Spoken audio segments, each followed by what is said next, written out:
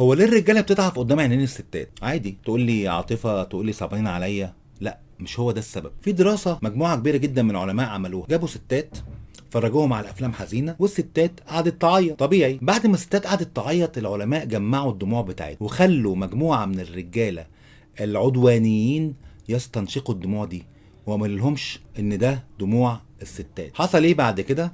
عرضوا الرجاله دول اللي استنشقوا دموع الستات لموقف عنيف وموقف عدواني، وبعد ما عملوا لهم رنين مغناطيسي بيسموه فانكشنال ام ار اي، بعد ما عملوا رنين مغناطيسي للرجاله دول اكتشفوا ان العدوانيه بتاعتهم قلت بنسبه 43%. طبعا مع التجارب ومع الحاجات دي كلها بيسحبوا تحاليل دم للرجاله اثناء تجربتهم، فاكتشفوا ان هرمون التستوستيرون قل بنسبه كبيره جدا عند الرجاله دي. اتضح بعد كده ان دموع الست بتاثر في هرمون الذكوره بتاع الرجل وبتقلله، مما يخليه يفقد عدوانيته.